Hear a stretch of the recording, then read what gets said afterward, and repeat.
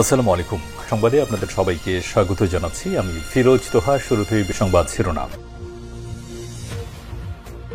বাংলাদেশের সর্বশেষ গুরুত্বপূর্ণ আপডেট সংবাদে আপনাকে স্বাগত। শুরুতেই সংবাদ শিরোনাম, পরে বিস্তারিত। প্রথমেই জানাবো, ইসি যতই স্বাধীন হোক না কেন সরকারের সহযোগিতা ছাড়া নির্বাচন সম্ভব নয় বললেন প্রধান নির্বাচন কমিশনার সিসি নাসিরুদ্দিন। ইসি বাংলাদেশে যতই স্বাধীন হোক না কেন বর্তমান সরকারের সহযোগিতা ছাড়া আমাদের নির্বাচন সম্ভব নয় বলে মন্তব্য করেছেন নির্বাচন কমিশনার সিসিএএম নাসিরুদ্দিন। আজ নির্বাচনী প্রশিক্ষণ ইনস্টিটিউটে এক প্রশিক্ষণ কর্মসূচির উদ্বোধন শেষে এই মন্তব্য করেছেন তিনি। প্রধান নির্বাচন কমিশনার আরও বলেন, সরকারের সহযোগিতা নিয়ে আমাদের নির্বাচন করতে হবে। সরকারের সহযোগিতা ছাড়া আমরা একারা নির্বাচন করতে পারব না। আলহামদুলিল্লাহ, ইরানি হামলায় ইহুদিবাদী ইসরায়েলের তেল আবিবে ব্যাপক বিস্ফোরণ চলছে।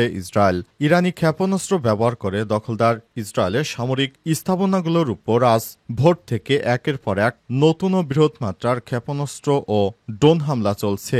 ইরানের ইসলামিক গার্ড বাহিনীর প্রধান আইআরজিসি হামলায় ইসরায়েলের বিমান প্রতিরক্ষা ব্যবস্থাকে গুড়িয়ে দিয়ে সরাসরি তেল আবিবের কেন্দ্রস্থলে আঘাত এনেছে। এর ফলে সেখানে ব্যাপক বিস্ফোরণের শব্দ শোনা গেছে। পুরো এলাকা জুড়ে আগুন ছড়িয়ে পড়েছে।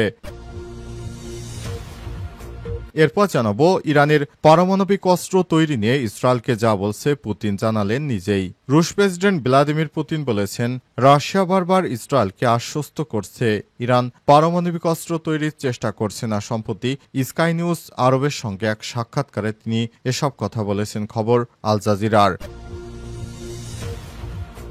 এদিকে ইরানকে সর্বোচ্চ সময় বেঁধে দিয়ে যা বললেন ডোনাল্ড ট্রাম্প। মার্কিন প্রেসিডেন্ট ডোনাল্ড ট্রাম্প বলেছেন, যুক্তরাষ্ট্রের সম্ভাব্য হামলা এড়াতে ইরানের হাতে সর্বোচ্চ 2 সপ্তাহের সময় রয়েছে। দেশটির স্থানীয় সময় আজ সাংবাদিকদের এসব কথা বলেছেন ডোনাল্ড ট্রাম্প। তিনি আরও বলেন, এর আগের দিন অর্থাৎ বৃহস্পতিবার ট্রাম্প ইরানে হামলার বিষয়ে সিদ্ধান্ত নিতে 2 সপ্তাহ সময় নেওয়ার কথা জানান।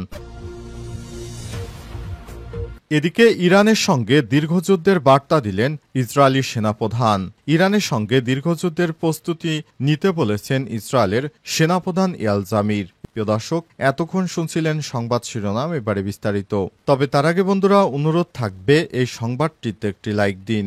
এই চ্যানেলে আপনি নতুন হয়ে থাকলে আমাদের সংবাদটি দেখতে দেখতে চ্যানেলটি সাবস্ক্রাইব করে রাখুন। কমেন্ট করে বন্ধুরা আপনার মূল্যবান মতামত জানিয়ে দিন আপনি বিশ্বের কোন দেশ থেকে বা বাংলাদেশের কোন স্থান থেকে আমাদের সংবাদটি দেখছেন এবং শুনছেন। আর বন্ধুরা, ইরান ইসরায়েল যুদ্ধে আপনি কোন দেশকে সমর্থন করেন কমেন্ট করে জানিয়ে দিন। সংবাদটি আপনার সোশ্যাল মিডিয়া ফেসবুকে শেয়ার করে বন্ধুদেরও দেখার সুযোগ করে দিন। এবারে বিস্তারিত। ইসি যতই স্বাধীন হোক না কেন সরকারের সহযোগিতা ছাড়া নির্বাচন সম্ভব নয় বললেন প্রধান নির্বাচন কমিশনার সিসি নাসিরুদ্দিন। ইসি বাংলাদেশে যতই স্বাধীন হোক না কেন বর্তমান সরকারের সহযোগিতা ছাড়া আমাদের নির্বাচন সম্ভব নয় বলে মন্তব্য করেছেন নির্বাচন কমিশনার সিসিএএম নাসিরুদ্দিন। আজ নির্বাচনী প্রশিক্ষণ ইনস্টিটিউটে এক প্রশিক্ষণ কর্মসূচির উদ্বোধন শেষে এই মন্তব্য করেছেন তিনি। প্রধান নির্বাচন কমিশনার আরও বলেন, সরকারের সহযোগিতা নিয়ে আমাদের নির্বাচন করতে হবে। সরকারের সহযোগিতা ছাড়া আমরা একারা নির্বাচন করতে পারব না। এ সময় তিনি নির্বাচন ইস্যুতে অন্তর্বর্তীকালীন সরকারকে সঙ্গে নিয়ে সামনের দিনে বাংলাদেশকে একটি ভালো অবস্থানে নিয়ে যাওয়ার জন্য একটি প্রস্তাব পুনর্ব্যক্ত করেছেন। তিনি আরও জানিয়েছেন, আমরা চাই অন্তর্বর্তীকালীন সরকারের নেতৃত্বে বাংলাদেশ একটি ভালো অবস্থানে যাক। বাংলাদেশের সাধারণ মানুষ যেভাবে দেশকে ভালোবাসে, আমরাও সেভাবে দেশটাকে একটি সুন্দর পজিশনে নিয়ে যাওয়াই অবস্থায় প্রধান নির্বাচন কমিশনার সিসি বাংলাদেশের আগামী নির্বাচন নিয়ে তিনি যথেষ্ট ভালো অবস্থানে রয়েছেন বলে মন্তব্য করেছেন। তিনি আরও বলেন, আমরা সরকারের কাছ থেকে নির্বাচন নিয়ে কোনো চাপ অনুভব করছি না। যথেষ্ট সময় রয়েছে, আশা করি খুব ভালো একটি নির্বাচন উপহার দিতে পারবো। তাই এবারে নির্বাচন নিয়ে কারো কোনো আপত্তি থাকার কথা থাকবে না। অর্থাৎ এই সরকার নিরপেক্ষ সরকার সেভাবেই কাজ করছে যাতে করে দেশটা একটি ভালো নির্বাচনের দিকে এগিয়ে যেতে পারে। অন্তর্বর্তীকালীন সরকার দায়িত্ব গ্রহণের পর একের পর এক বিভিন্ন সমস্যা, প্রতিকূল পরিস্থিতি তিনি মোকাবেলা করেছেন। সর্বশেষ তিনি নির্বাচন নিয়ে যে অবস্থান জানিয়েছেন সেটি আমাদের বাঙালি জাতির জন্য খুবই গর্বের বিষয়। ইরানি হামলায় তেল আবিবে বিস্ফোরণ জ্বলছে ইসরায়েল সামরিক হত্যাযজ্ঞ এবং যুদ্ধ চলছে।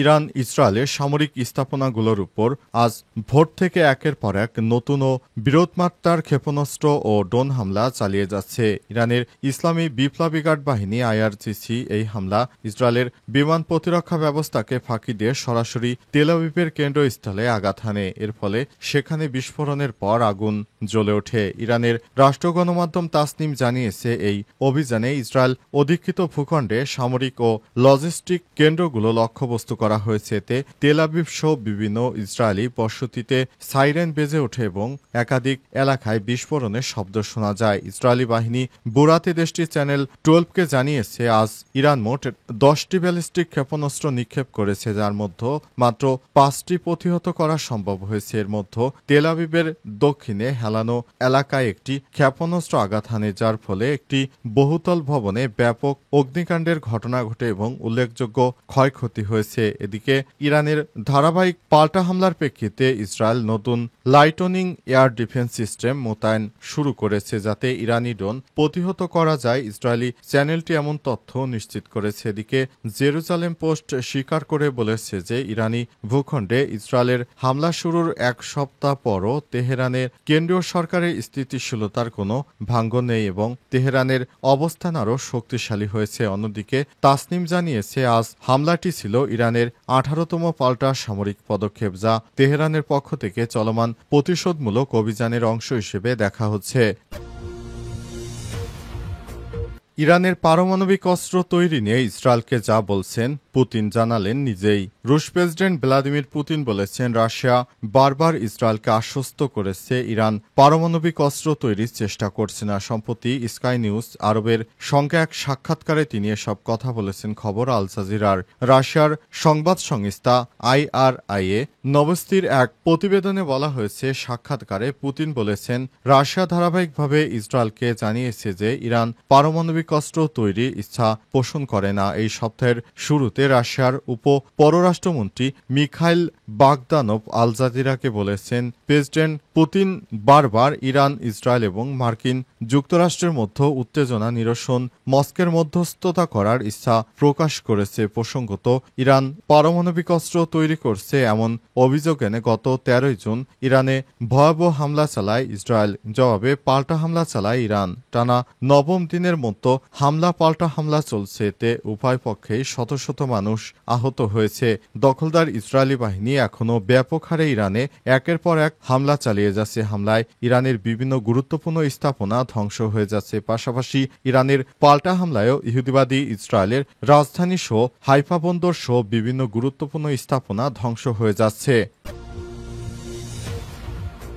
ইরানকে সর্বোচ্চ সময় বেঁধে দিয়ে যা বলেন ডোনাল্ড ট্রাম্প। মার্কিন প্রেসিডেন্ট ইরানের আয়াতুল্লাহ আলী খামেনিকে সর্বোচ্চ 2 সপ্তাহের জন্য সময় বেঁধে দিয়েছেন। ট্রাম্প বলেছেন, এই 2 সপ্তাহের মধ্যে ইরানকে কোনো পদক্ষেপ নিতে হয়। ইরানকে যুদ্ধ বন্ধ করতে হবে, পারমাণবিক অস্ত্র চুক্তিতে সই করতে হবে, তা না হলে যুক্তরাষ্ট্র সরাসরি ইহুদিবাদী ইসরায়েলের পক্ষ নিয়ে ইরানে ব্যাপক হারে হামলা চালাবে। এই হামলা থেকে বাঁচার জন্য যুক্তরাষ্ট্র ইরানকে তাই সর্বোচ্চ 2 সপ্তাহের সময় বেঁধে দিয়েছেন। এই 2 সপ্তাহের মধ্যে ইরান যদি যুক্তরাষ্ট্রের কথা না শোনে তাহলে হামলা বন্ধ হবে না, বরং যুক্তরাষ্ট্র ইরানের বিরুদ্ধে আরও ব্যাপক হারে হামলা চালিয়ে যাবে। অবস্থায় ইহুদিবাদী ইসরায়েলের পক্ষে দাঁড়িয়েছে যুক্তরাষ্ট্রের প্রেসিডেন্ট ডোনাল্ড ট্রাম্প। ট্রাম্প তার নিরাপত্তা কর্মকর্তা, সেনাবাহিনী প্রধান সহ বিভিন্ন সামরিক ব্যক্তিদের সঙ্গে আলাপ আলোচনা করে বিষয়ে একমত হয়েছেন যে তিনি জানিয়েছেন যে আমি 2 সপ্তাহের জন্য সময় বেঁধে দিচ্ছি। এই 2 সপ্তাহের মধ্যে ইরান যদি তাদের পারমাণবিক কর্মসূচি নিয়ে কোনো সিদ্ধান্তে না আসতে পারে তাহলে মার্কিন যুক্তরাষ্ট্র ইসরায়েলকে সঙ্গে নিয়ে এই যুদ্ধে ঝাঁপিয়ে পড়বে। যে যুদ্ধ হবে হয়তো 3য় বিশ্বযুদ্ধ। কারণ এই যুদ্ধে যদি মার্কিন যুক্তরাষ্ট্র যোগ দেয় তাহলে পাশাপাশি রাশিয়া, চীন এরাও যোগ দিবে। তখন এটি 3য় বিশ্বযুদ্ধে গড়াবে।